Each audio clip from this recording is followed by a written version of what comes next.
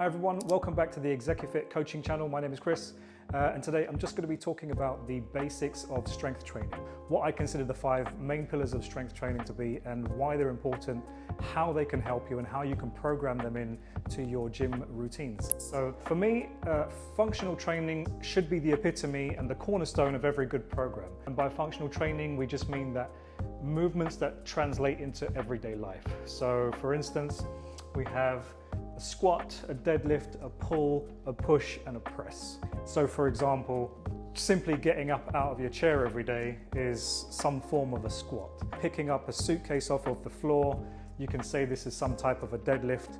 Climbing over a wall, don't know how often you do that, but this is going to be the example of a vertical pull.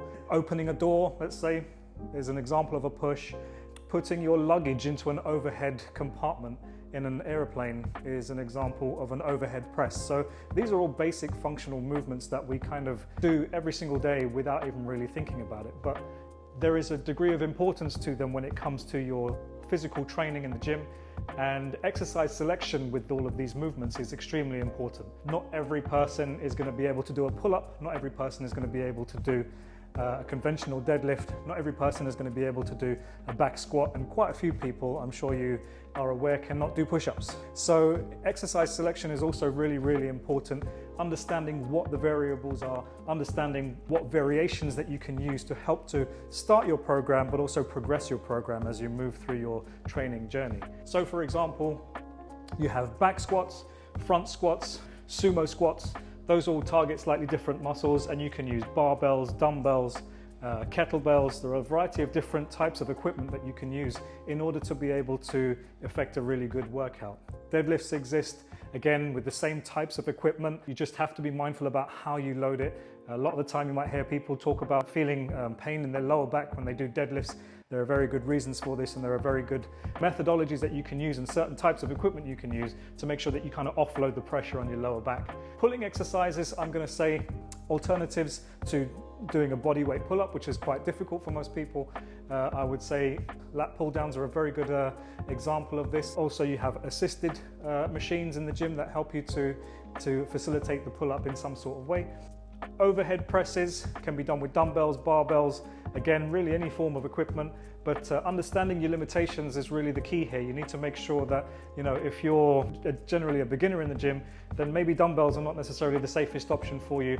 You want to go for something like a machine shoulder press in order to be able to safeguard yourself against any injury. Push exercises, we all know that push-ups can be a bit challenging. One thing I always tell my clients is that it's always viewed as an upper body exercise, but it's as much to do with the core and the quads as it is to do with your chest and your arms. So turning this into a chest press by way of a chest press machine, or some form of light dumbbell or barbell press whereby you're facing the ceiling as opposed to facing the floor, will be a very good alternative for this. So yeah, just understanding what the alternatives are can help you to really implement a program that is going to be most suitable for you.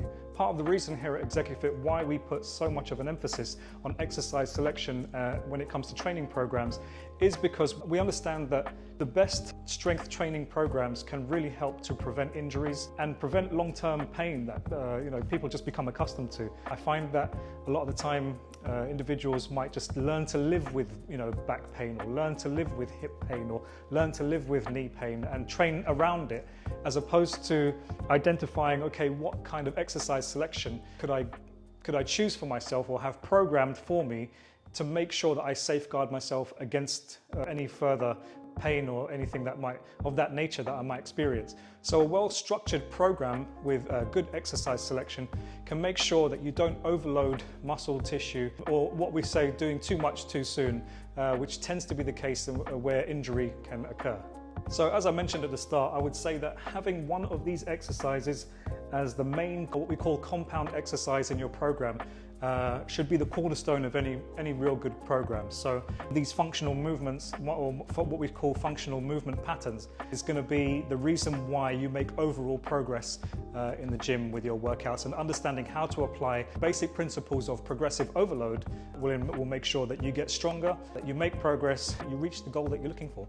So if you'd like to know more about how we can help you strategically program a workout for you specifically, drop a comment below and we'll have a conversation.